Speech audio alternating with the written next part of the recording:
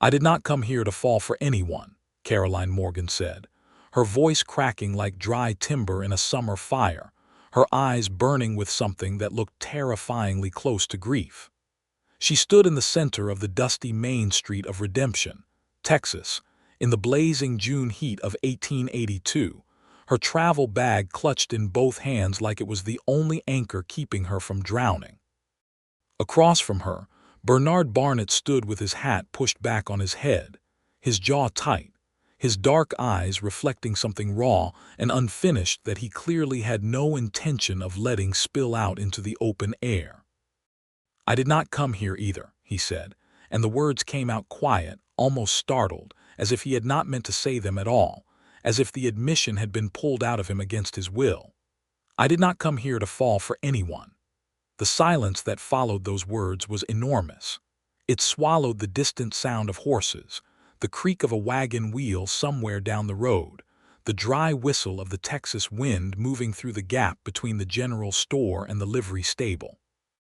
It swallowed all of it, and left only the two of them standing in the middle of Redemption, with the truth burning between them like a lit fuse. Neither one of them knew how to stamp out. Caroline looked away first. She always looked away first, and she hated that about herself, hated that this man had somehow gotten under her skin so completely in 6 weeks that she could not even hold his gaze without feeling something split open in her chest. She had come to Redemption for one reason and one reason only, and it had nothing to do with Bernard Barnett.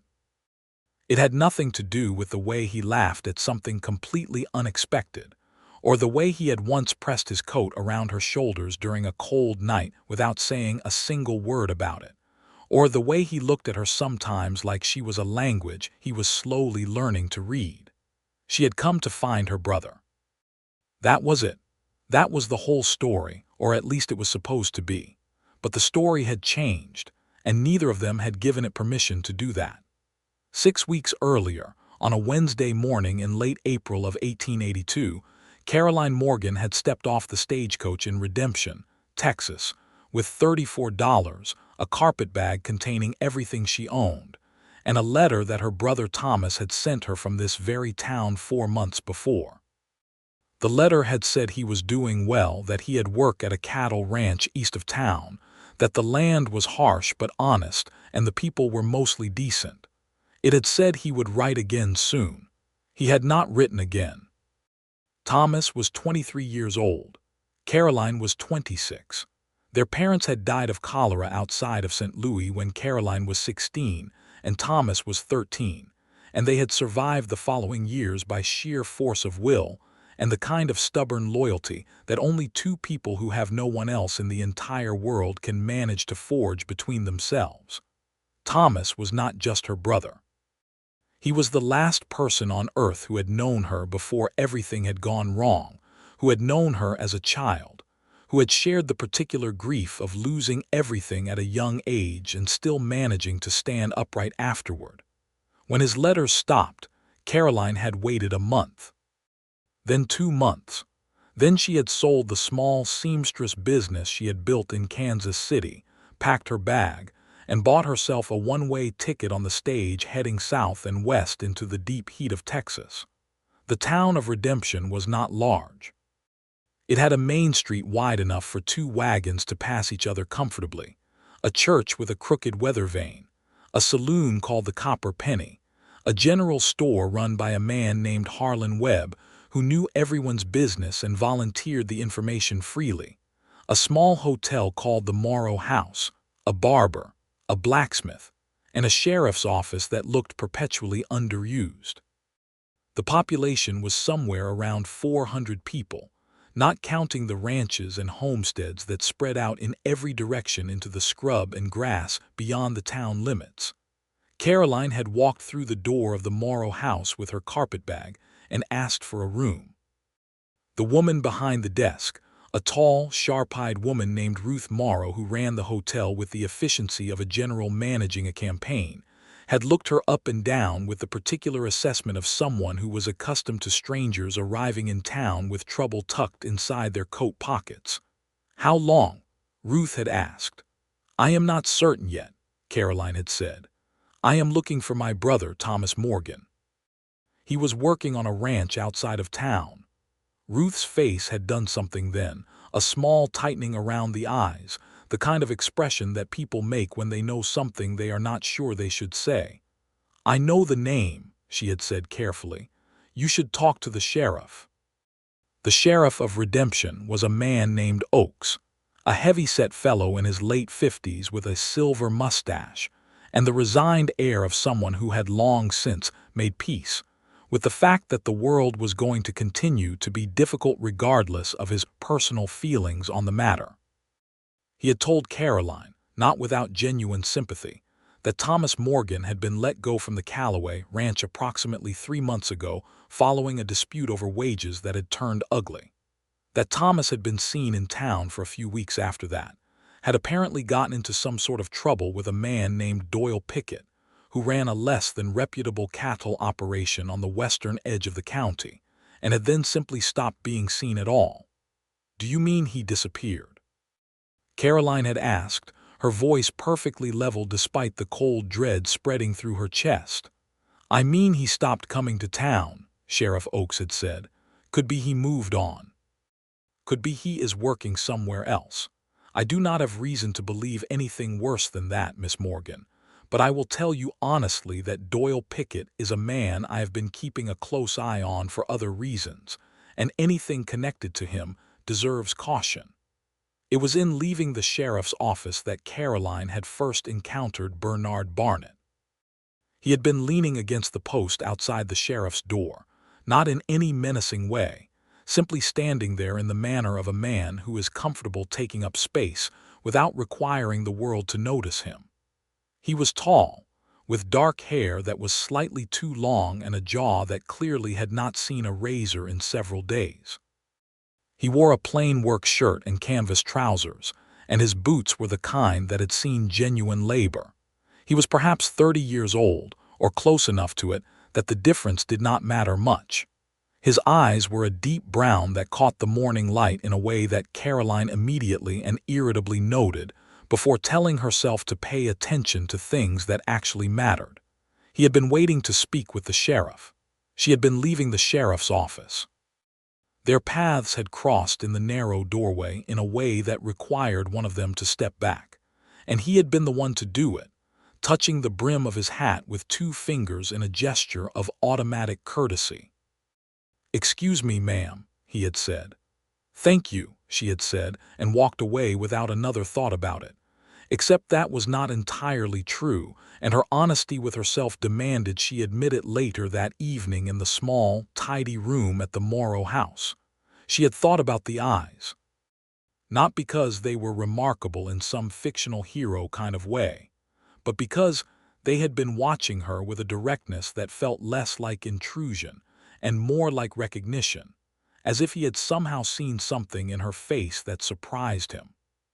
She had dismissed it as imagination brought on by exhaustion and worry, and had gone to sleep with Thomas's last letter on the pillow beside her, and had woken in the gray light of early morning determined to find her brother. Bernard Barnett had arrived in Redemption, Texas, 3 days before Caroline Morgan stepped off the stagecoach, and he had arrived with his own purpose that had nothing to do with romance or sentiment of any kind. He was a cattle buyer, or that was what he told people, and it was true enough to constitute a reasonable answer to a straightforward question. He worked for a livestock trading company out of Fort Worth that sent him into outlying counties to assess cattle operations and broker deals between ranchers and buyers further east. What he told fewer people was that, for the past 8 months, he had been quietly, carefully investigating Doyle Pickett. It had started with a man named James Holt, a rancher in the next county over whose herd had been systematically rustled over the course of a year in a pattern too deliberate to be random. James Holt had eventually lost his ranch. James Holt was Bernard Barnett's uncle, and the only person left in Bernard's family who had not already been stripped bare by bad luck and worse decisions. And Bernard had watched his uncle's face the day he had signed over the deed to a land he had spent 30 years building, and something in Bernard had gone quiet and cold and very, very resolved. Pickett was clever. The cattle were never taken in large enough quantities to justify a federal investigation, and he used enough intermediaries and enough paperwork tricks to make direct connection difficult. But Barnett had been patient. He had been building a case slowly, gathering statements, tracking the movement of cattle through county records, and following the money back through shell names and borrowed identities, until the trail started consistently pointing toward Redemption, Texas, and a man named Doyle Pickett.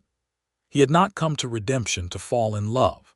He had come to Redemption to destroy a man who had stolen his uncle's life's work, and to do it legally, methodically, and completely.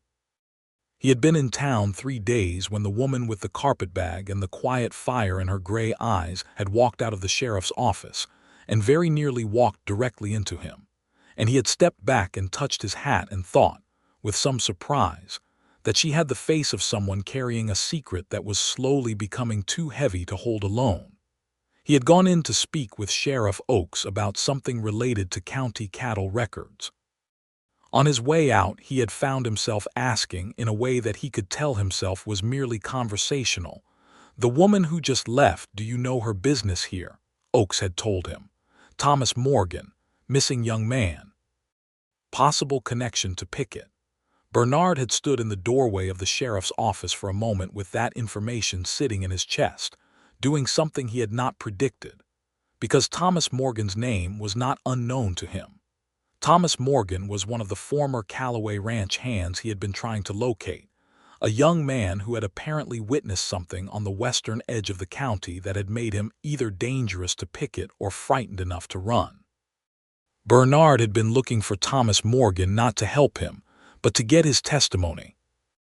And now Thomas Morgan's sister had arrived looking for him, with $34 and a carpetbag, and the kind of stubborn, quiet determination that Barnett recognized, because he had seen something like it in his own mirror every morning for the past 8 months. He had told himself then, very firmly, that this was information and not an invitation, that a woman in trouble was not his responsibility beyond what common decency required, that he was here for Pickett and for his uncle, and for the particular cold satisfaction of watching a dishonest man get precisely what he deserved. He was not here to entangle himself in someone else's search. He had been telling himself that particular story for approximately 6 hours before he ran into Caroline Morgan again at Harlan Webb's general store. She was buying supplies, not extravagant things, but the small practical items of someone who intended to stay longer than a night and who was being careful with money she could not afford to lose. Dried beans, a small canteen, a notebook and a pencil. Harlan Webb was talking at her in the way he talked at everyone, a steady stream of local information that he dispensed without being asked, and that contained, buried within it, occasional pieces of genuine use. Barnett had been in the store for a different reason entirely, buying a new pocket notebook, because he had filled the previous one with cattle records and observations.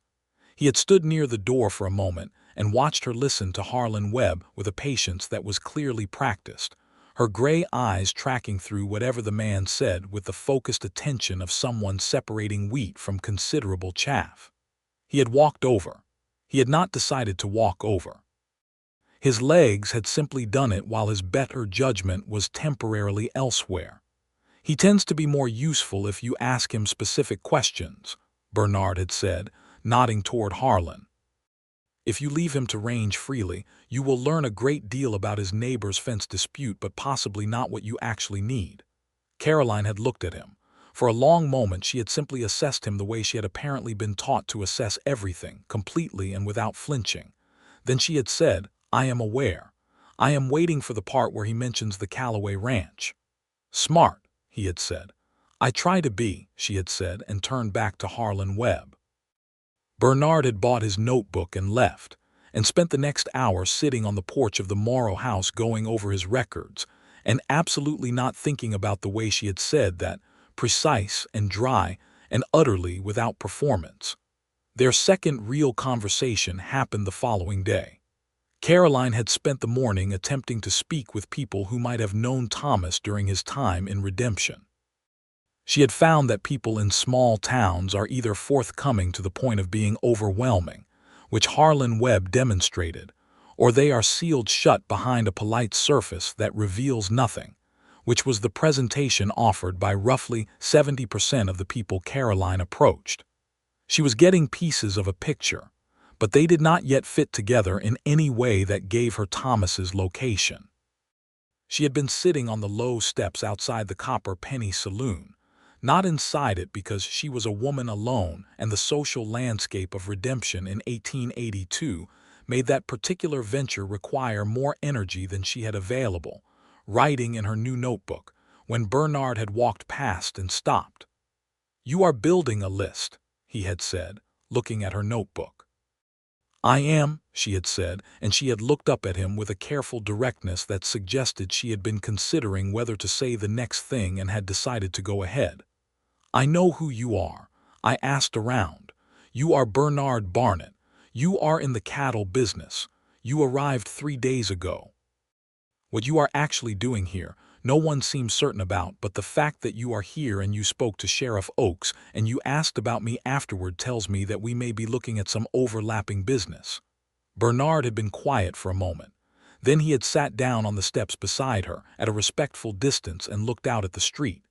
"You are good at this," he had said. "I have been taking care of myself for a long time," she had said. "What do you know about my brother?" So he had told her. Not everything, not the full scope of what he was building against Pickett, but enough. Thomas Morgan's name in his records. Thomas as a potential witness. Thomas's possible connection to what Pickett was running. Caroline had listened to all of it without a single interruption, her gray eyes steady and her notebook open on her knee, and when he had finished she had been quiet for a long count of 10 before she spoke. "You need his testimony," she had said. "I need to find him and make sure he is alive. Those two things might point in the same direction." "They might," Bernard had agreed. "Then we may as well not work against each other," she had said, and extended her hand. He had shaken it. Her grip was firm, and her hand was warm from the sun, and he had let go of it more quickly than was entirely necessary, because something about the contact was more present than he had expected it to be. That was how it had started. A handshake on the steps of a saloon, a practical arrangement between two people with separate purposes that happened to align. They had not called it a partnership. They had not given it any name at all, because naming things has a way of making them real, and both of them had reasons for preferring things to remain theoretical for as long as possible. They began working together the following morning. Bernard had access to things Caroline did not. Men in Redemption in 1882 were willing to talk about cattle and range business with another man in a way they would not with a woman, even a clearly capable one. Caroline had access to things Bernard did not. The women of Redemption, the ones who ran the boarding house and the laundry and the small dressmaker's shop, talked to her with a frankness and a depth of local knowledge that they would never have offered to a man. Together, they were building a more complete picture than either had been able to assemble alone. They had fallen into a routine within the first week that felt both accidental and inevitable. They met in the morning at the Morrow House, where they had both taken rooms, and compared notes over the simple breakfast that Ruth Morrow provided. Then they went their separate ways for the day, following whatever lead was most pressing. In the late afternoon, they reconvened at a table in the far corner of the general store, which served the function of a meeting place better than the saloon, and went through what they had learned. The days had a structure to them that Caroline found, despite herself, deeply comfortable. She was not accustomed to working with another person. She had been alone for so long, managing her own affairs, making her own decisions, handling her own fear privately in the dark of whatever room she happened to be sleeping in, that the presence of someone who was methodical and quiet, and who did not require her to perform confidence, she did not always feel was something she had not prepared herself for. Bernard was not easy to know. He was not unfriendly, but he had the particular quality of a person who has spent a long time keeping things close, who measures out information about himself with the careful deliberateness of someone who has learned that giving too much away creates vulnerabilities he cannot afford. He was funny sometimes in a way that caught her off guard, a dry observation delivered so quietly that she had to replay the sentence to get it. He was kind in practical ways. He did not make speeches about it. He just noticed what was needed and provided it without theater. She found herself thinking about him in the evenings in her room at the Morrow House, in the way she would think about a puzzle that did not resolve cleanly, not romantically. She was very clear with herself about that. Just with curiosity, with the particular interest of someone who recognizes a complexity that is not yet fully mapped. She told herself this for approximately 2 weeks. On the 14th day in redemption, they got their first real break. A woman named Della Sutter, who ran the laundry and who had initially given Caroline nothing more useful than the town gossip, came to find her at the Morrow House with a piece of information that she had clearly been debating with herself for some time. Della's cousin worked at a horse ranch 30 miles west of town, near the edge of Pickett's territory. Her cousin had mentioned, in a letter, seeing a young man with dark hair and a scar on his left hand who had been living rough in the hills to the north of Pickett's land for what seemed like several weeks, surviving on what he could find, coming down at night to leave notes in a hollow cottonwood tree that Della's cousin used to communicate with his sweetheart in town. The scar on the left hand. Thomas had a scar on his left hand from a barbed wire accident when he was 15. Caroline had been there when it happened. She knew that scar. She had gone straight to Bernard with this, and for the first time since she had arrived in redemption, she had let herself feel the full force of her fear, because this picture, a young man living in hiding in rough country for weeks, was the picture of someone who was deeply frightened of something. It was not the picture of someone who had simply moved on. It was the picture of someone running from a hidden threat and not knowing who to trust. Bernard had listened to all of it with his characteristic stillness, and then he had looked at her with an expression she had not yet seen on his face, something careful and direct that was not quite sympathy, but was adjacent to it. He may have seen something connected to Pickett's operation, he had said, something that made Pickett want to silence him. If that is the case, he is not hiding from you. He is hiding from the wrong people and does not yet know which ones are safe. We need to get a message to him, Caroline had said. We do, Bernard had said. And we need to do it without Pickett knowing we are doing it, because if Pickett discovers your connection to Thomas before we can reach the boy, he will use it. They had spent that evening planning, sitting across from each other at the table in the general store's back corner, with the lamp between them and the warm Texas night pressing against the windows. It was the first time they had worked in close proximity for an extended period, and the nearness of it, the shared focus of two minds working on the same problem, had produced something that Caroline could not immediately name and did not particularly want to examine. She had caught herself watching his hands at one point, the way they moved across the map he had drawn of Pickett's territory, precise and confident, and she had looked away and found something extremely interesting to examine in her own notebook. They sent a message through Della's cousin, a letter written in careful terms that meant nothing to anyone who did not know to look for the meaning beneath them, but that used details only Thomas Morgan would recognize as coming from his sister. A description of the way their mother had kept her herb garden, the name of a horse they had once owned together, the particular and very specific nature of an argument they had had when Thomas was 16 that no one on earth but the two of them could have known about. Then they waited. Waiting with another person is a different experience than waiting alone. Waiting alone has a particular quality of suspended time, of being caught in amber between the moment things were known and the moment they will be known again. Waiting with Bernard was not like that. The days continued to move. They continued their investigation. They ate their meals and compared their notes and walked sometimes in the early evening through the edges of town, where the light came in low and gold over the flat Texas land. She learned things about him during those days.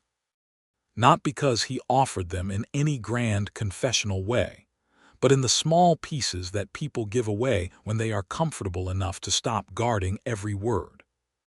She learned about his Uncle James, about the ranch that Pickett had effectively stolen through a slow accumulation of rustled cattle and broken finances, about the expression on his uncle's face the day he had lost the land. She learned that Bernard had grown up in Oklahoma Territory, that his father had been a cattleman before him, that he had spent several years in Fort Worth building his current work with the livestock company. She learned that he read, which surprised her, that he kept books in his saddlebag and had strong opinions about which of them were worth the paper they were printed on. She told him things, too, in the same gradual accumulation. About Kansas City, about the seamstress business she had built from nothing, about the particular loneliness of being a woman alone in a city that had no interest in her individual personhood beyond what she could produce. About Thomas, about what it had been like to be 16 and suddenly parentless with a 13-year-old looking at her like she was going to have all the answers. "You raised him," Bernard had said once, in an evening conversation on the porch of the Morrow house, the stars coming out thick and close over the Texas dark. "I tried to," she had said. "He was already himself by the time I got him, stubborn and brave and a little reckless. The reckless part worried me the most." "Still does," Bernard had said, not as a question. "Yes," she had said, and the simple word had been heavier than it sounded, and he had been quiet with her for a moment in a way that felt like company rather than silence.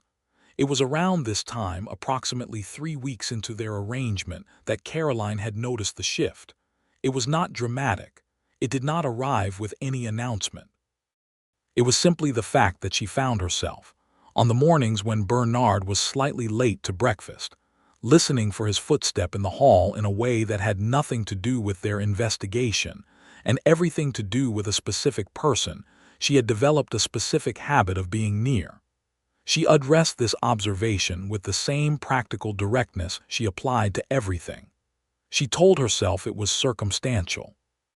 Propinquity, she thought, using the word deliberately and somewhat academically in her own mind, because labeling things in formal language gives them less power. It was propinquity. They were working together. They were spending a great deal of time in close proximity, and human beings are social creatures who develop attachments under these conditions. It was biological and understandable, and it did not mean anything beyond what it was. She did not tell Bernard any of this. Bernard, for his part, had been having his own version of the same conversation with himself for roughly the same amount of time, and had arrived at the same conclusion through a slightly different route. He was here for Pickett. He was here for his uncle. He was here for the specific and purposeful task of dismantling a criminal operation through the careful accumulation of legal evidence, and he was not here to be undone by a woman with gray eyes and a voice like a kept promise who listened to everything he said with a quality of attention he had not previously encountered in another person. He was very firm about this. He was, in fact, extremely firm about it.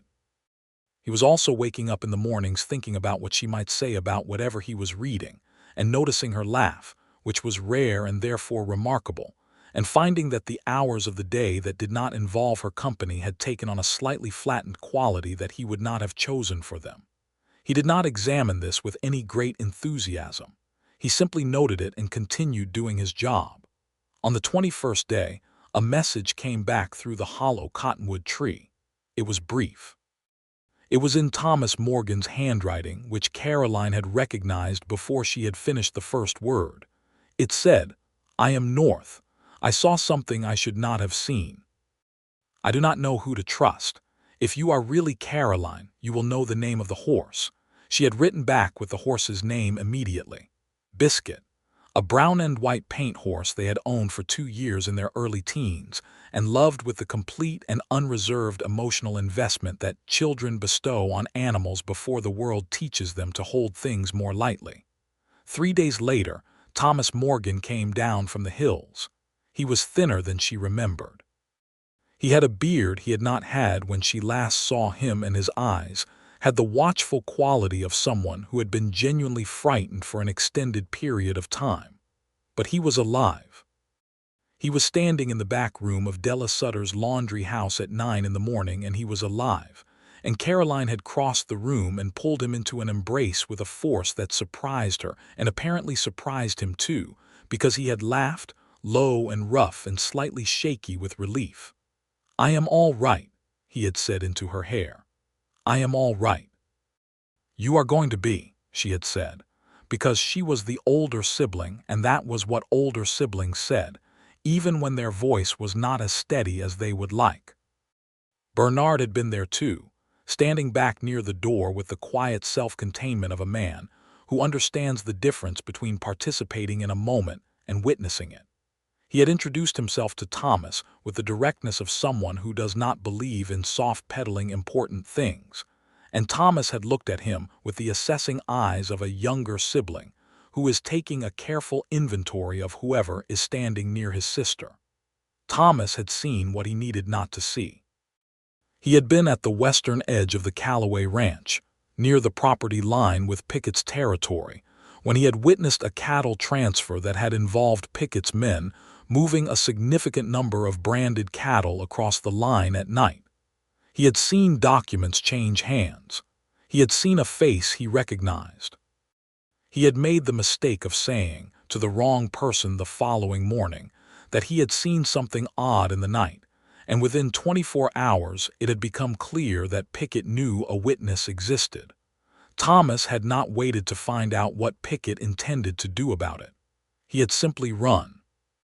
"I should have written you," Thomas had said to Caroline, with the particular guilt of someone who knows they caused suffering and cannot undo it. "I know I should have. I was afraid to write anything that could be traced. I was afraid that if Pickett found out you existed, he would use you to get to me." "He was protecting you," Bernard had said, not defensively, just stating the fact. Caroline had looked at her brother and thought about all the nights she had spent not knowing, all the fear she had carried across the distance from Kansas City to Redemption, and she had simply nodded once and said, "I know. It was still terrible. Do not do it again." Thomas had grinned at her then, the familiar particular grin of Thomas Morgan, who had been grinning at her exactly like that since he was a child, and she had felt something in her chest release that she had not even fully realized she had been holding. With Thomas's testimony and Bernard's accumulated documentation, the case against Pickett became substantial. Bernard sent a wire to Fort Worth and to the county seat the following day, and within a week there were federal marshals in Redemption asking questions and examining records, and Doyle Pickett found himself in the uncomfortable position of having his operation exposed with a thoroughness that precluded any clean escape.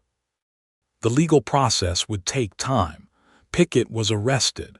His cattle operation was placed under investigation. The men who had worked for him in the illegal enterprise were identified and held. Thomas Morgan gave his statement to the federal marshals with the clear and factual detail of someone who had spent weeks rehearsing exactly what he had seen. And Sheriff Oakes, who had clearly wanted something to act on for some time, was visibly relieved to have the machinery of proper authority finally moving in his county. It was over in its essential form within 10 days of Thomas coming down from the hills. And that was when the problem that Caroline had been carefully not examining became impossible to avoid any longer, because the thing that had been holding them together, the shared purpose, the overlapping investigation, the common need to find Thomas and expose Pickett, was resolved. And without it as justification, she had to look directly at what had grown up in its place. She tried to manage the dismantling of the thing with the same practical efficiency she brought to everything. She began making quiet plans to return to Kansas City. She mentioned, in conversation, that she would need to find work when she returned, that she would need to rebuild what she had sold to fund her trip to Texas. She spoke of it matter-of-factly, as something that was simply the natural next step, the way a train journey has a destination, and a destination implies arrival and departure. Bernard had gone quiet in a way that was different from his usual quiet.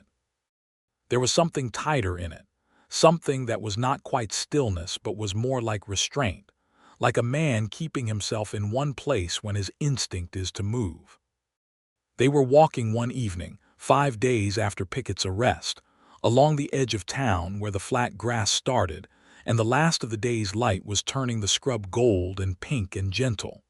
They had been walking in silence for several minutes, which was not unusual for them, except that this silence had something in it that neither of them had put there on purpose. It was Caroline who spoke first. She had rehearsed what she was going to say, had been precise and clear in her head about how to articulate what she needed to articulate, which was essentially a preemptive acknowledgement of something before it could become something that made things more complicated than they needed to be. "I think it would be honest to say," she began, and then stopped, because honesty had a way of taking detours that she had not mapped. She tried again. "We have been working together for a month, and I think we have both become comfortable with each other in ways that are natural given the circumstances." She paused. "I did not come here to fall for anyone." She had not meant it to land the way it landed. She had meant it as the preliminary to a practical sentence about how feelings that develop under intense, shared circumstances do not always survive the removal of those circumstances. And so, it was better to acknowledge them and let them go cleanly rather than allow them to become a mess. She had a whole architecture of sensible reasoning built around the central point, and she had been going to deliver it with the same quiet competence she delivered everything.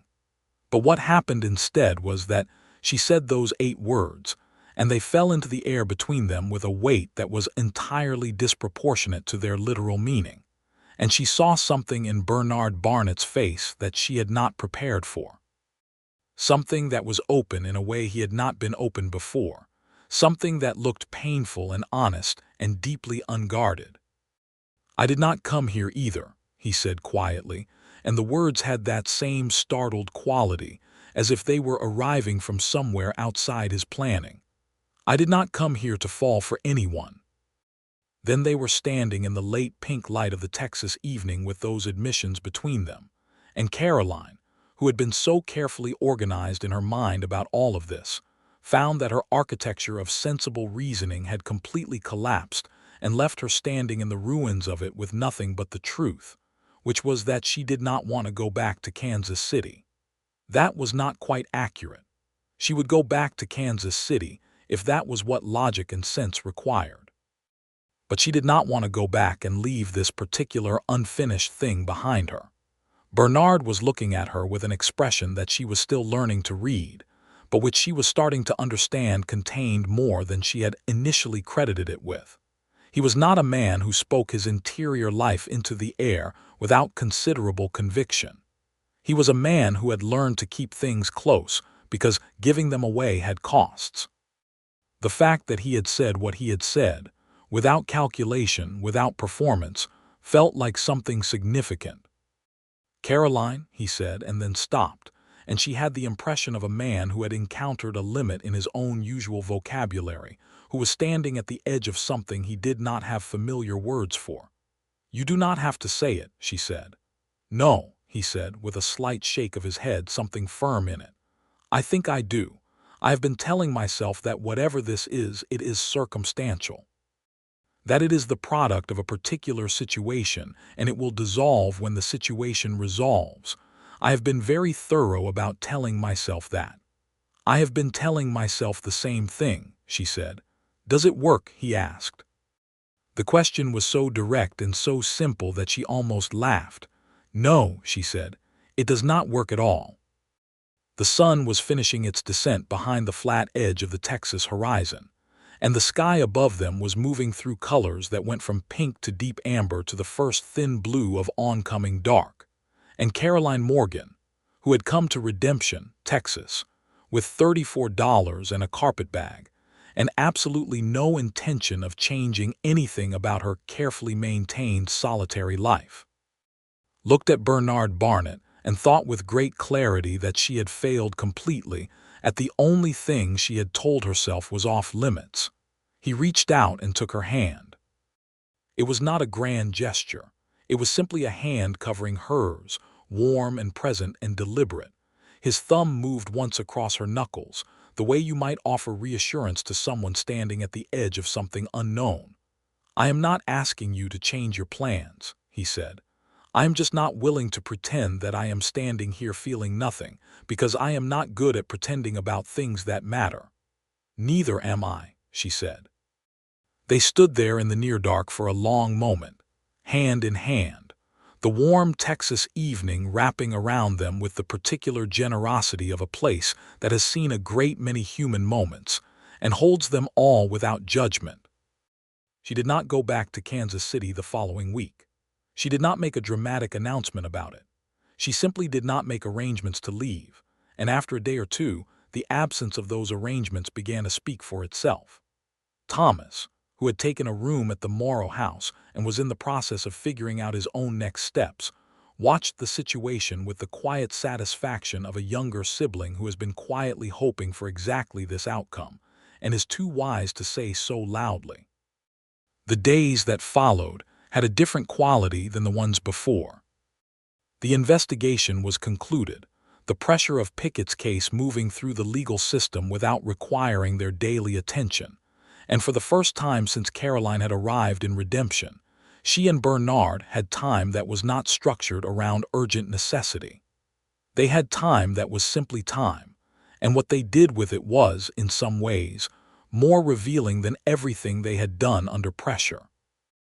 They rode out together one morning on horses borrowed from the livery stable, into the wide, flat openness of the Texas land, and it was the first time Caroline had been on a horse in several years, and her posture was initially uncertain enough that Bernard had very carefully not mentioned it, which she appreciated, until she had found her seat again, and the ride had settled into something easy and wide and free.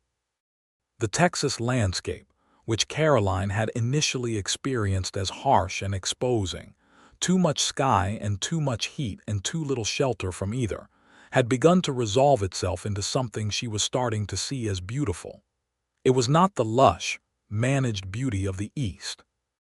It was the beauty of something that did not require your approval to exist, that went on being itself whether you were there to see it or not. She mentioned this to Bernard, and he had looked at her with a small smile that was one of the rarest and therefore most notable things on his face. "That is exactly right," he had said. "I have been trying to think of the right way to say that for years." She told him about the book she had been reading, one of his, borrowed from the small rotating library of his saddlebag, a collection of essays by someone she had not previously encountered. He had strong opinions about the author that he expressed with a precision that she found, with some amusement, somewhat more heated than he applied to most things. She gave him a contrary opinion just to see what he would do with it, and what he did with it was argue back with a thoroughness that was completely genuine and that made her laugh, really laugh, the rare one that surprised her. "You are doing that on purpose," he said. "I am a little," she said. "But I also actually think the fourth essay is weaker than the others." "The fourth essay is the best one," he said, completely certain. "We are going to have to simply disagree," she said. "Apparently," he said, and smiled.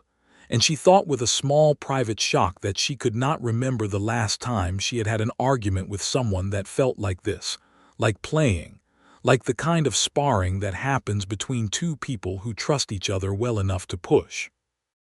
Ruth Morrow, who observed everything, mentioned to Caroline one morning over breakfast with the casual precision of someone delivering extremely important information in an apparently offhand way, that Bernard Barnett was, in her opinion, a man of genuine character, and that genuine character was not as common as the word common itself implied. Ruth said this while pouring coffee and looking at the wall behind Caroline's head, and then walked away without waiting for a response. Caroline had sat with her coffee and thought that Ruth Morrow was absolutely right and absolutely impossible to argue with, and also that she had already known this, and that knowing it was doing nothing to solve the central question of what she was actually going to do about the rest of her life. The question had a practical dimension she could not ignore. She had $34 when she arrived. She now had somewhat less than that, and while the Morrow House's rates were modest, a woman without income in 1882 does not have the luxury of simply waiting indefinitely for her emotional life to organize itself. She needed work. She was a skilled seamstress. Redemption had a dressmaker who was, according to general report, so overwhelmed with orders that she had been turning away customers for months. Caroline went to see the dressmaker, a woman named Ada Pierce who was exactly as overwhelmed as reported, and who hired Caroline within 15 minutes of seeing samples of her work, which Caroline had brought with her in the form of a small folded square of embroidery she had done years ago, and had kept out of the habit of keeping proof that she was competent. She had a job. She was staying. She had not told Bernard this yet when he found her that afternoon, and something about her expression apparently communicated the development, because he stopped when he saw her and waited in the particular way of someone reading a situation before they walk into it. "I found work," she said. "In Redemption," he said. "Yes," she said. He was quiet for a moment in the way that meant he was processing something he had not entirely let himself hope for. "I am here through the conclusion of the case against Pickett," he said slowly. "That will take some months yet, given the legal process." "I know," she said. "And after that," he said carefully, "Fort Worth is where I am based, but it is not the only place I could be based." It was not a declaration. It was not any kind of formal statement. It was simply a man letting a woman see the direction he was willing to go, offering it the way he offered most things, quietly and without theater, and leaving it to her to do with what she chose. "That is good to know," Caroline said, and meant it with her whole heart. It was Bernard who kissed her first, though kissing is perhaps too dramatic a word for what happened, which was that one evening on the porch of the Morrow House, after a long day and a quiet supper, and a conversation that had wound its way through a dozen subjects and landed somewhere soft and easy. He had simply turned toward her and pressed his mouth to her temple, barely more than a breath, the kind of contact that asks a question without requiring an immediate answer. She had turned toward him and the question had been answered. It was a slow and entirely unhurried process, which suited both of them. Neither of them was young in the reckless way of people who have not yet learned that good things can be broken. They moved toward each other the way careful people move toward anything they have decided to value, with attention and deliberateness, and the particular tenderness of two people who have both spent enough time alone to understand what they are choosing not to be alone anymore. Thomas watched all of this with the satisfaction he had the good sense to keep mostly internal, though he did mention to Caroline one afternoon, in the entirely neutral tone of someone making a simple observation, that Bernard seemed like the kind of man who would be improved by a reason to stay somewhere. She had told him to mind his own business, which she had been telling him to do since he was 13, and he had grinned at her with the exact same grin he had always had, and she had been overcome with gratitude so sudden and complete that she had to look at the floor for a moment. Thomas had, during this time, been making his own decisions. He had given his testimony. Pickett's case was moving through the system. With that resolved, Thomas was free, and freedom for Thomas Morgan meant the vast and specific freedom of the American West in 1882, which meant he intended to head north toward Colorado Territory, where he had heard from someone at the Copper Penny that there were honest cattle operations hiring experienced hands. He was 23 and unbroken, and the hills had apparently given him a taste for open country that was not going to resolve into anything settled for some time yet.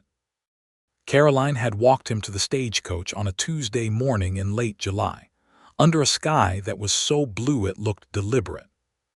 She had given him $20, which was most of what she had, and he had tried to refuse it, and she had pushed it into his shirt pocket with the same firm hands that had been tucking things into his shirt pockets since he was 4 years old, and he had laughed and given up and held her for a long moment. "I will write," he said, Properly this time. Regularly. See that you do, she said. You are happy here, he said, not as a question.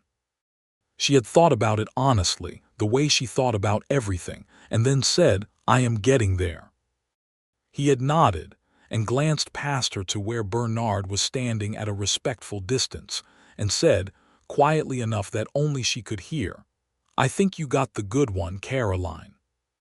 She had watched the stagecoach roll away until it was a small dot of dust on the flat horizon, and then she had turned and walked back toward Bernard, and he had simply stood there and let her come to him, and she thought that this was very characteristic of him, this patient waiting, this willingness to be present without requiring the other person to rush. He will be all right, Bernard said when she reached him. He always is, she said. That is the most irritating thing about him. Bernard laughed, a real one, the kind she had been hearing more often now that they had stopped being careful about everything, and she tucked her arm through his and they walked back into redemption together. The months of summer moved with a slowness that felt like the opposite of waiting, like time that was thick and warm and full rather than thin and empty. Caroline settled into the work at Ada Pierce's shop with the ease of someone returning to something they are genuinely skilled at, and the women of Redemption responded to her work with the enthusiasm of a community that had been waiting a long time for someone who could do what she could do with fabric and needle. She became, gradually and without seeking it, a person who belonged somewhere. People knew her name when she walked down the street. Ruth Morrow saved her the table by the front window at breakfast because it was her preference. Harlan Webb at the general store had learned to give her the relevant information first before ranging into the full broadcast of town news, a courtesy he extended to almost no one else. Bernard was navigating his own settling. He continued his work on the Pickett case, liaising with the federal marshals, and continuing to build the documentation that would secure the prosecution. He made one trip back to Fort Worth in August to file papers with his company and to see his uncle, and he came back from that trip looking lighter, something visibly unwound in him, and Caroline learned that James Holt, while he would not recover the land he had lost, had received a settlement from the legal action against Pickett that would allow him to live comfortably for the remainder of his life. The specific cold purpose that had driven Bernard into redemption had been achieved, and she could see in him the particular kind of peace that comes from having done the thing you committed yourself to doing. He had spoken to her on a quiet evening in early September on the Morrow House porch with the first edge of autumn making itself known in the air, about what he wanted to do next. He did not speak in abstractions. He was not a man of abstractions. He had a modest amount of money saved, he said. He had been thinking for some time about what it would mean to own land rather than to pass through it. Texas land was available and not impossibly expensive in 1882, and the cattle trade, which he understood well, was likely to remain a viable business for the foreseeable future. He was not talking about anything vast. He was talking about something achievable and honest. He was also talking, though he was approaching it in the particular careful way of a man who does not assume, about the fact that the kind of future he was describing was the kind that was built for two people. Caroline had listened to all of this with her full and complete attention, the kind she brought to everything important, and when he had finished she had said, "Are you asking me something, Bernard, or are you describing a hypothetical?" And he had turned to look at her directly, with the dark, honest eyes that she had been reading for months now, and had come to understand as well as she understood anything in the world, and said, "I am asking you something. I am asking if you would be willing to build something with me here in this place, or somewhere near enough to it that it amounts to the same thing. I am asking if you would marry me, Caroline." She had been quiet for a moment, not because she was uncertain, but because the moment deserved to be felt completely before she moved through it. She thought about the woman who had stepped off the stagecoach in late April with $34 and a carpetbag, and the absolute conviction that she was here for one reason only. She thought about the handshake on the saloon steps, The evening walks, the arguments about books, the hand covering hers in the near dark. She thought about the way she had told herself, with great regularity and absolute conviction, that she had not come here to fall for anyone. Yes, she said, and it was the simplest and most complete word she had ever spoken. He had smiled then, the real smile, the one that was not common and therefore precious, and reached into his shirt pocket and produced a ring that was modest and plain and exactly right, and put it on her finger. "I had this made at the smithy," he said, almost apologetic. "I know it is not much." "It is everything," she said, and meant it with such precise accuracy that the inadequacy of language to match feeling was almost frustrating. He kissed her then properly, the way a man who has been waiting to do something without reservation finally does it when the reservation is removed, and the Texas night was enormous and full of stars above them, and the Morrow house porch had never been a more comfortable or perfect place in all of its existence. Ruth Morrow, appearing in the doorway at the precise moment that such an appearance would have maximum effect, said, "Well, finally," and disappeared back inside before either of them could respond. They were married in Redemption in October of 1882, in the small church with the crooked weather vane, on a morning when the Texas sky had gone clear and enormous, and the air had the particular quality of a day that is being generous on purpose. The ceremony was performed by the town's minister, a man named Pastor Cole, who had a genuine warmth about him, and who conducted the proceedings with a directness that suited both parties. Ada Pierce had made Caroline's dress, since it would have been absurd for a skilled seamstress to accept anything less than a creation she had some hand in, though she had done the embroidery herself, while Ada had managed the structure of the gown. It was not elaborate. It was a deep cream cotton with small blue flowers embroidered at the cuffs and collar, and it was beautiful in the way that things are beautiful when they are exactly suited to the person wearing them. Bernard wore his good suit, which he had pressed at the laundry, and he had shaved, which was notable, and his dark hair was tidied into something that was a tempting respectability while retaining some of its habitual independence. He stood at the front of the church and watched her walk toward him with an expression on his face that was not performed, and not managed, and not filtered through any of his usual careful containment. It was just a man watching the woman he loved walk toward him, and it was the most open Caroline had ever seen him, and she thought that this was what she had been working toward every day since the first day, this openness, this willingness to be seen. After the ceremony, the town of Redemption, which had apparently been watching this development for months and had strong opinions about it, produced a celebration that was rather more elaborate than either Bernard or Caroline had expected. Tables appeared outside the Copper Penny, which had been cleared of its usual clientele for the afternoon. Harlan Webb donated considerable food from the general store with the air of a man who had always assumed he would be involved in this moment somehow. Ruth Morrow produced a cake, whose existence seemed to imply that she had been planning this longer than the engagement had officially existed.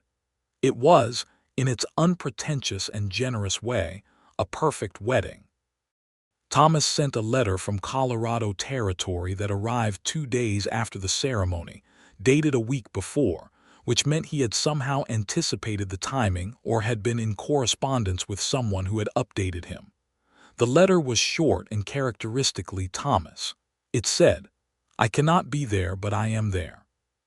Take care of her, Barnett. She is better at everything than she lets on."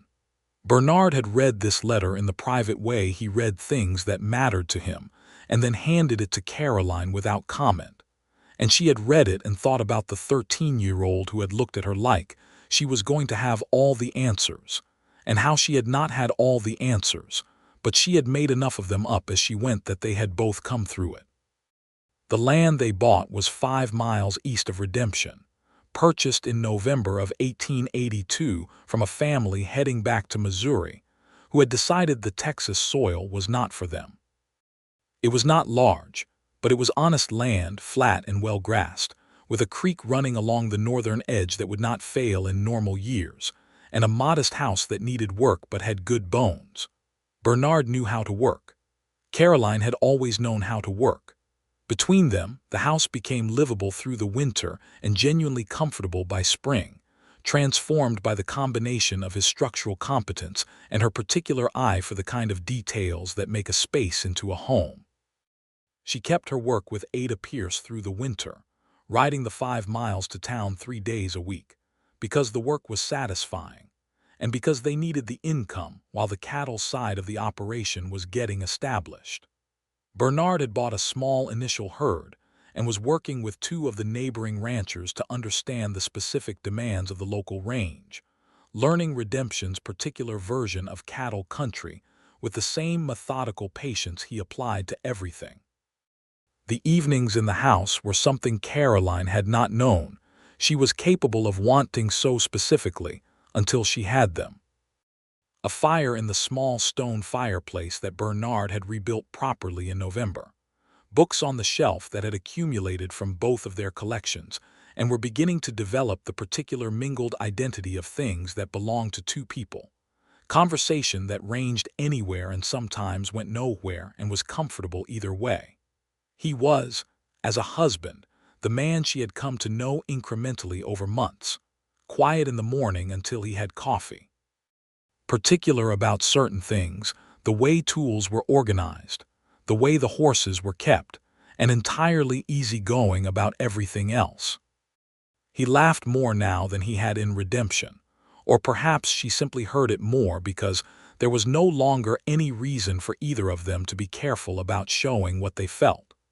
They had disagreements, because 2 people with strong minds and independent instincts are going to disagree, and the disagreements were real and sometimes required effort to resolve.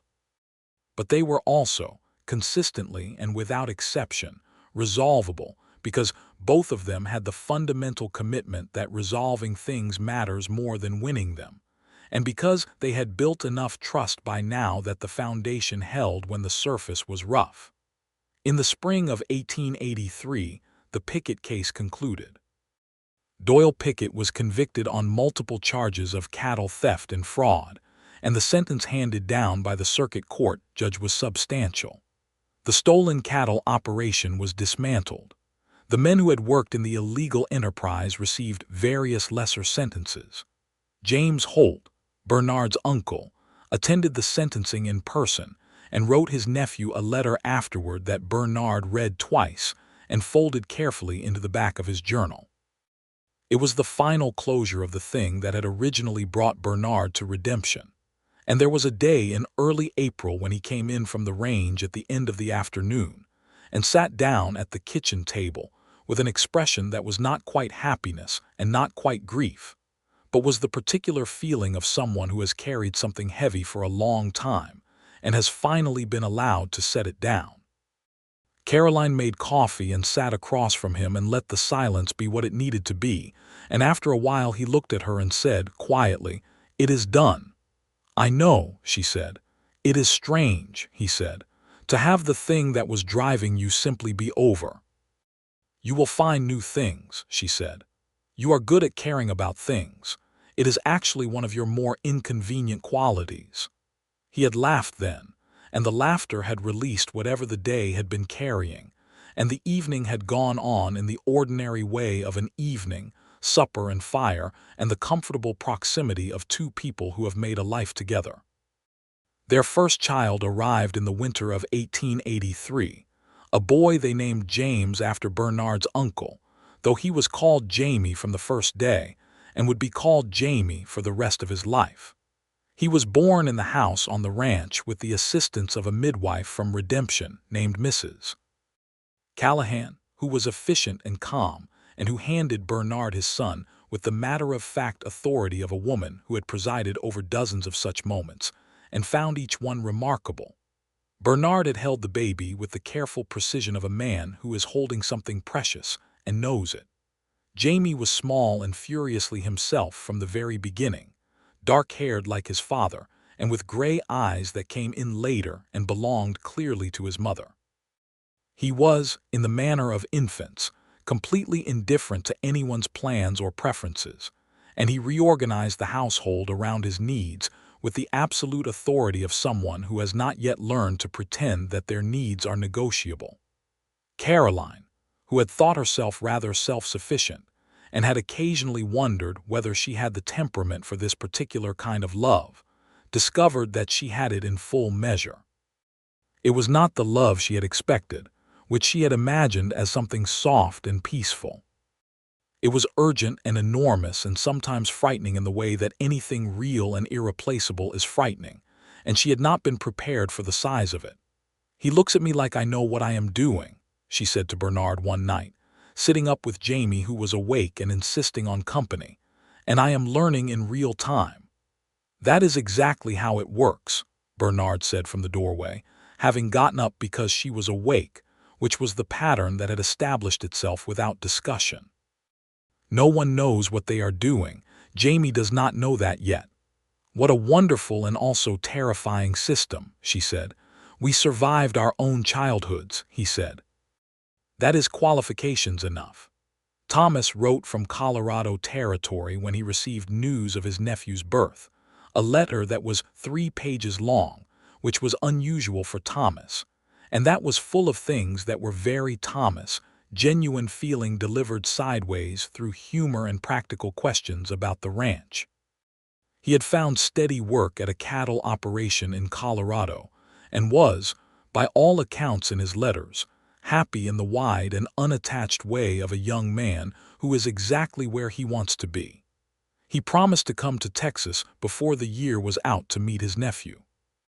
He kept the promise, arriving in the fall with a sunburned face and new boots and the same grin he had always had, and spending 2 weeks at the ranch being entirely enchanted by Jamie in a way that he clearly had not expected and found mildly embarrassing.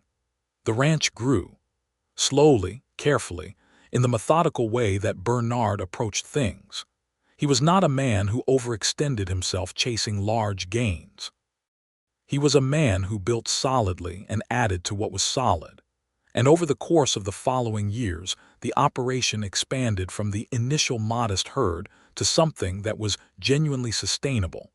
A respectable cattle ranch that employed 2 hands by 1885 and was beginning to be known in the county as a reliable and fair operation. Caroline continued her seamstress work through all of this, shifting from 3 days a week to 2 as the ranch demanded more, but never abandoning it entirely because it was hers, the thing she had built herself before anyone else had entered the picture. And she was not a woman who let go of her own identity because circumstances had brought her other things to value. Ada Pierce, who was getting older, had increasingly relied on Caroline in the latter years of the decade, and when Ada retired in 1886, Caroline bought the business from her at a fair price and moved it to a larger space, and it became Morgan Pierce, a name she kept because Ada had given her something important when she needed it, and this was the simplest way to acknowledge that. Morgan Pierce was a flourishing small business. Women came from neighboring towns for the work. Caroline hired a young woman named Esther Blake in 1887, teaching her with the same no-nonsense thoroughness that she had been taught nothing, since she was self-taught, but would have appreciated had someone been there to teach her. Esther was eager and capable and became, over time, as much a part of the business as the business itself. Their second child came in 1886, a girl they named Ruth, for reasons that were both obvious and heartfelt. Ruth Morrow had been at the house for the announcement and had looked profoundly moved and completely unsurprised, as she was by everything. She had said, with perfect composure, that it was a fine name and left it at that, and then brought 3 pies to the ranch the following week without any explanation. Ruth Barnett had her father's quietness and her mother's gray eyes, and a temperament that combined the two into something entirely her own. A small person of immense self-possession who moved through the world with a serenity that her older brother Jamie, who was loud and enthusiastic and perpetually in motion, found either calming or maddening depending on the day. The children grew up knowing redemption as their natural world, the town 5 miles west where their mother's shop was, and where their father brought cattle to sell, and where they had been born and where everyone knew their names.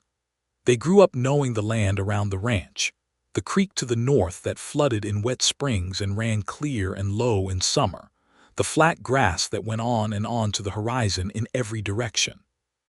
They grew up knowing their parents as people as well as parents, which is not always the case, knowing that their mother had come from Kansas City alone with almost nothing, knowing that their father had come to bring a bad man to justice, and had found something better than justice waiting for him, knowing that both of them had said they had not come here to fall for anyone, and had been wrong in the most productive way possible.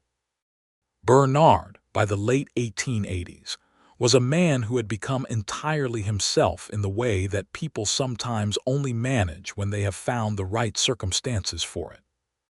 The tightness that Caroline had noticed in him in those early redemption days, the sense of a man keeping himself very contained because he could not afford to spill, had gradually released over years of having a place and people that were his. He was still quiet. He was still more listener than talker. He was still the man who would notice what was needed and provide it without announcement. But there was an ease in him now, a settled quality, the confidence of someone who knows where he stands and has chosen to stand there. Caroline had become, in Redemption's understanding, one of its essential people. Not in a ceremonial way, but in the quiet way of someone who shows up consistently, who does good work, who is honest and does not pretend to be something other than what she is. She had opinions about the town's affairs that she expressed when asked and withheld when not, and she had the respect of people whose respect was not easily given, which is the only kind worth having. They were not a perfect pair in the sense of never having difficulties, because that is not what people are. They had years that were harder than others. The drought of 1886 had been genuinely difficult for the ranch, requiring decisions that kept both of them awake and honest with each other about fear and uncertainty in the middle of the night. There were conversations that were hard to have, and that they had anyway. There were times when the particular distance that private people carry between themselves and the world crept back into the space between them, and required deliberate attention to close again. But they were a pair in the way that matters, which is the consistent choosing of each other, the daily decision to be present and to keep building rather than retreating. They had both come from places where things had been taken away, where loss had been an early and instructive teacher, and they understood each other in the particular way of people who have learned not to take the good thing lightly. In 1889, Harlan Webb retired from the general store and held a sale that involved most of Redemption attending, and Harlan delivering personal histories of various items with the enthusiasm of a man who has been waiting his entire adult life for a captive audience. Barnett bought a particular set of tools from the sale that he had been admiring for some time, and Caroline bought nothing, but she bought Harlan a good supper at the hotel afterward and listened to him for 2 hours, which was the gift he actually wanted. Sheriff Oakes retired the same year, which coincided with a town council debate about who should take the role that involved more factions and more strong opinions than seemed entirely necessary for a town of 400. Barnett was asked by 2 separate people if he would be willing to be considered. He declined, politely and firmly, and said he had enough land and enough people depending on him without adding the town to the list. Thomas came back from Colorado Territory in 1890, this time not for a visit. He had, at 29, apparently had enough of the unattached wandering life, and had his eye on a piece of land east of Redemption that was coming available, and he was planning to put down roots, or a version of roots that would satisfy his nature, which had always been somewhat wilder than his sister's. He arrived with fewer belongings than a man of 29 should arguably have accumulated, and a woman he introduced as Margaret Stokes, who was 25 and from Denver, and had a laugh like something being broken open in the best possible way, and who dealt with Thomas with the same combination of affection and complete refusal to be managed by him that Caroline had been applying for years. Caroline liked Margaret immediately and told Thomas privately that he had done extremely well and should not mess it up. Thomas had said that he knew, and looked both proud and slightly terrified, which was the correct combination of feelings for the occasion. Thomas and Margaret married in the spring of 1891, in the same church where Caroline and Bernard had been married 9 years before. Caroline, who had some experience with wedding dresses, made Margaret's gown, which was the finest piece of work she had done in years because she wanted it to be, and it was beautiful in the particular way of something made with love rather than simply skill. Jamie Barnett, who was 8 years old in 1891, attended his uncle's wedding with the serious attention of a boy who is taking careful notes on how adults conduct themselves at important occasions, and Ruth Barnett, who was 5, fell asleep in the pew during the reception and had to be carried home by her father, who did this with the particular tenderness he reserved for his children and for a few other things that mattered to him. The years after 1890 were the years of consolidation, of the life that had been built becoming fully itself. The ranch was stable and productive. The seamstress business was running well under Caroline's management and Esther Blake's growing competence. The children were growing into people, which is always both what you hope for and harder than you expected. Jamie was a boy of abundant energy and curiosity who wanted to know how everything worked and why and what would happen if you did this instead of that. And Bernard spent a great deal of time patiently answering these questions, which was the kind of parenting that suited him, the practical transmission of how things functioned and why it mattered to understand them. Ruth was reading by the age of 4 and writing by 5 and had opinions about books that she delivered, with a composure that was unnerving in a small person and entirely familiar to her parents. There was an evening in the fall of 1892, when Jamie was 9 and Ruth was 6, that Caroline would think about later as one of the evenings that contains a disproportionate amount of the meaning of a life. The children were in bed. The ranch was quiet. The autumn dark was outside the windows and the fire was going. Bernard was reading, and Caroline was working on a small piece of embroidery she was making for no particular reason, just the pleasure of the work, and they had been sitting together in comfortable silence for an hour or more. She had looked up and found him looking at her, not in a pointed way, just the way you look at someone you love, with the simple and complete attention of a person who has chosen this view and intends to keep it. "What are you thinking about?" she asked. "Nothing in particular," he said. "Everything in general." She had looked at him for a moment, at this man who had been a stranger on a porch in a Texas town a decade ago, this man who had become her daily companion and her deepest friend, and the father of her children, and the co-architect of a life that she had not known, she was capable of wanting so specifically. "I did not come here to fall for anyone," she said quietly, not with the old edge of self-preservation that had been in it the first time, but with the warm and completely clear-eyed understanding of someone looking back at a younger version of themselves from a place of safety. "I did not come here either," he said, in the same tone, with the same knowledge. His eyes were lit with the fire and with something else, the particular light of a man who is entirely in his own life and glad of it. "We were both very wrong," she said. "We were," he said, "completely and entirely and productively wrong." She laughed, and he laughed, and the fire burned, and outside the ranch house the Texas night was enormous and quiet and full of stars, and everything was exactly as it was supposed to be.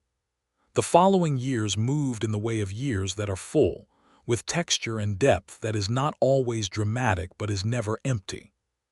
Thomas and Margaret had a son in 1892, a boy named William, who Jamie took an immediate proprietary interest in as a younger cousin, and who Ruth regarded with the serene condescension of a child who has already mastered things the new arrival has not yet encountered. Thomas was ranching and seemed, in every letter and every visit, more rooted than he had ever been. the restlessness in him having apparently resolved into something more directed as he grew into the man he was always going to be.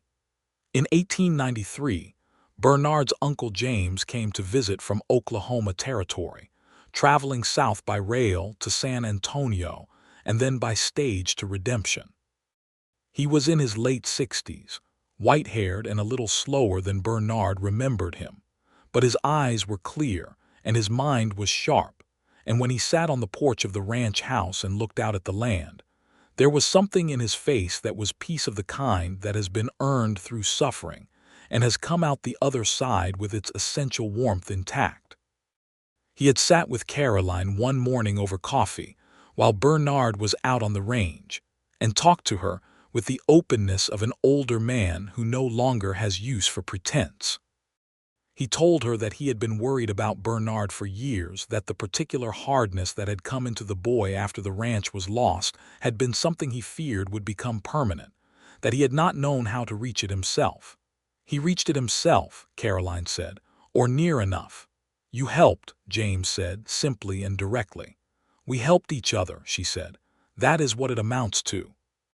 James had nodded with the slow satisfaction of a man who has been given confirmation of something he had hoped for, and they had drunk their coffee in the quiet morning and listened to the sounds of the ranch starting its day. Caroline turned 37 in 1893. She was not a woman who was troubled by age in the way that women were sometimes expected to be troubled by it in that era.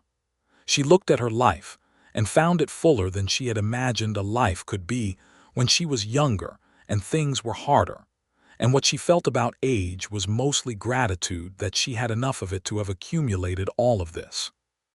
The seamstress business, the ranch, the children who were growing into remarkable people, the husband who was still, after a decade, the person she most wanted to talk to about anything that mattered. There were things about the world she was living in that she knew were not right, and that she did not pretend to herself were right. She saw, in the daily life of Redemption and the surrounding country, the ways in which the promises of the West were distributed unevenly, how freedom and opportunity were not available to everyone in equal measure, how the same land that had given her and Bernard a life had been other people's land before it was anyone's ranch. She did not have the power to undo historical injuries, but she was a woman who tried to treat every person she encountered with the honest regard of someone who sees another person rather than a category, and she taught her children this deliberately.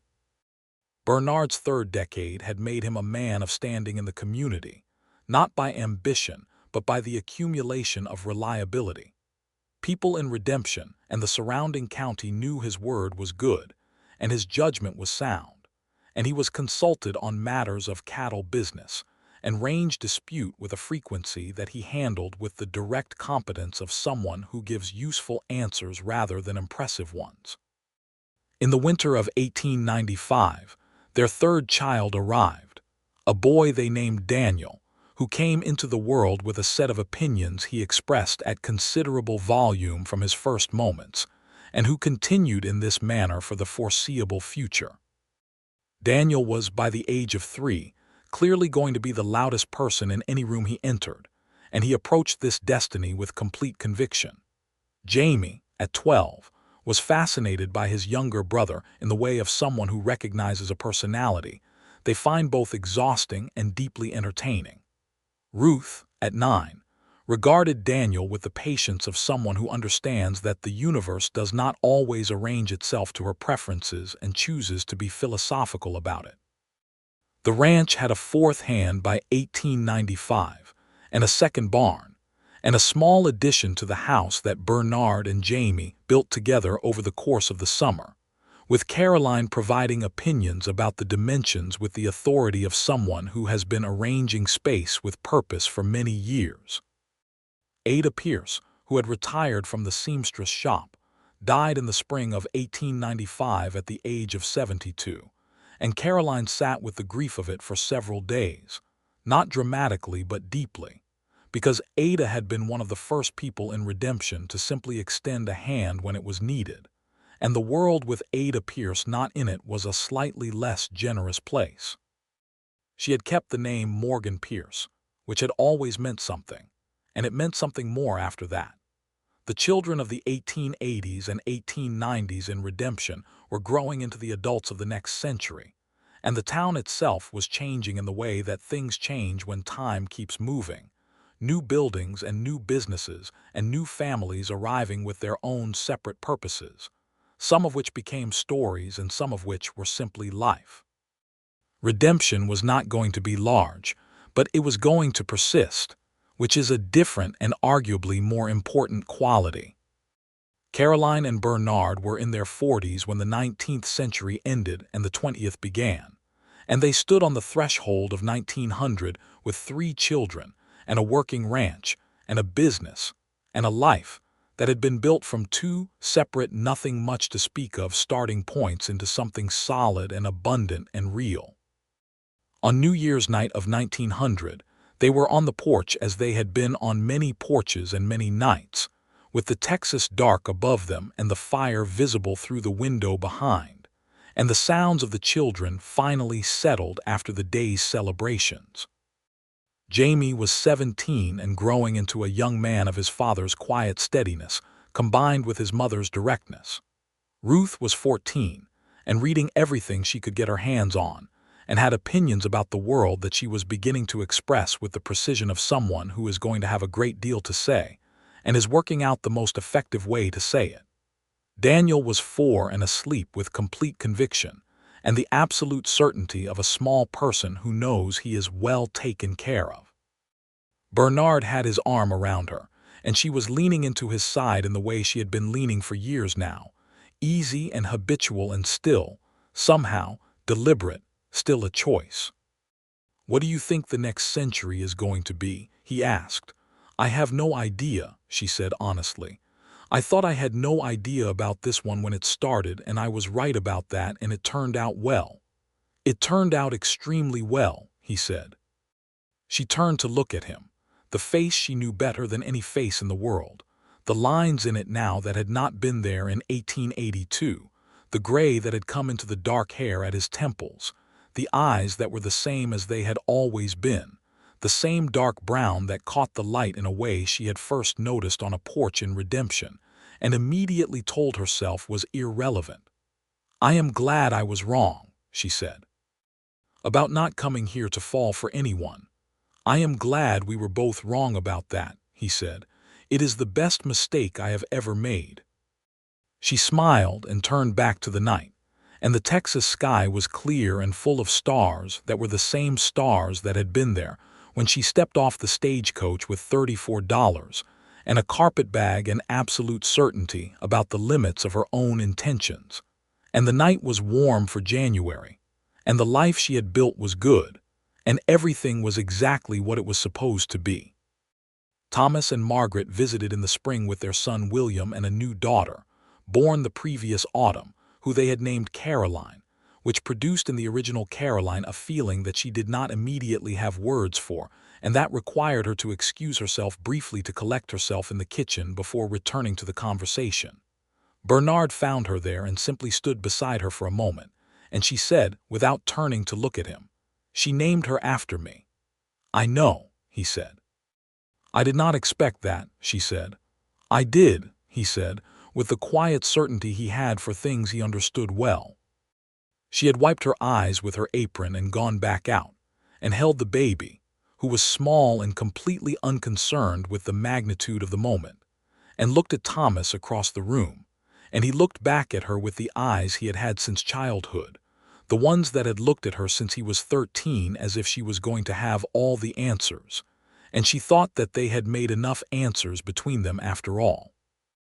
Jamie Barnett began working the ranch full-time alongside his father at 18, having made it clear in his particular quiet way that this was what he intended, and that the intention was firm. He had his father's way with cattle and his mother's way with people, which was a useful combination for a ranch operation, and Bernard handed responsibilities to him gradually, and with the care of someone who is teaching rather than delegating, not transferring a burden but building a capacity. Ruth left Redemption at 17 for a school in San Antonio, having been accepted on the strength of a letter she had written on her own initiative, with a clarity and force of argument that her application committee had found, according to their letter of acceptance, extraordinary for a girl of her age. Caroline had read that letter of acceptance alone in the kitchen on a Tuesday morning, and had felt something that was equal parts loss and pure triumphant pride. She had gone on with her day and told no one about the feeling, but she had kept the letter in the drawer where she kept the things that mattered most. Daniel grew into himself slowly and loudly, which was entirely consistent with his earliest presentation, and by the age of 10, was already clearly going to be the social center of any group he entered, with a warmth and a facility for human connection that was all his own, and that both of his parents regarded with the bemused appreciation of people who recognize a quality in their child that did not come from either of them directly. The ranch that Bernard had bought in 1882 with careful savings and modest ambition had become, by the early years of the new century, a working operation of genuine stability, not grand by the standards of the large cattle barons, but solid and honest and self-sustaining, which was exactly what he had intended. He walked the land on mornings when the light was coming in low and clear, the same flat grass and creek and sky that he had first walked in the winter of 1882, and he felt in it the particular satisfaction of a man who has spent 20 years building something good and can see it clearly. Caroline Morgan Barnett at 47 was a woman who had become what she intended and a good deal more besides. She ran the seamstress shop with efficiency and generosity. She knew everyone in Redemption and was known by everyone.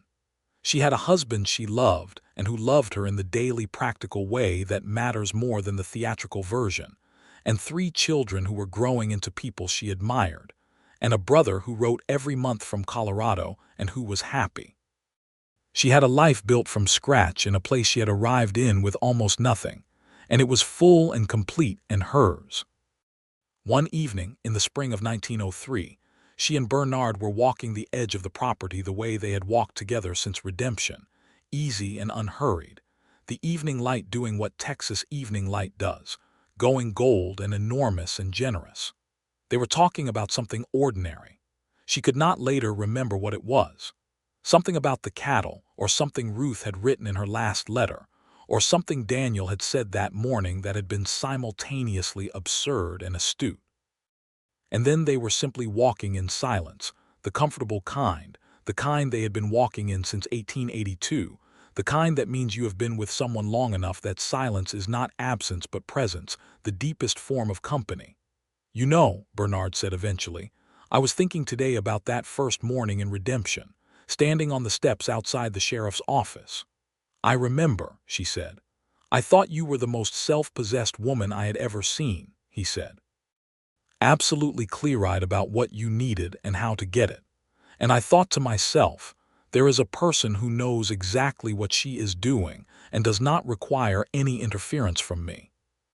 And then you came over and offered unsolicited advice about Harlan Webb," she said. "I did," he said. "Why?" she asked, though she already knew, had always known. "Because," he said simply and without embellishment, "I wanted to talk to you." She looked at him. 21 years since she had stepped off that stagecoach. 20 years since the handshake on the saloon steps. 20 years of mornings and evenings and arguments and laughter and children and cattle and hard years and easy years, and all the daily, ordinary abundance of a life shared with the right person. "I am glad you did," she said. "So am I," he said, "more than anything." The Texas evening went on being beautiful around them, indifferent and magnificent, the sky turning its colors and the land lying flat and vast in every direction. And Caroline Morgan, who had not come here to fall for anyone, walked through the evening light of her own life with her hand in Bernard Barnett's and was, completely and entirely, at home.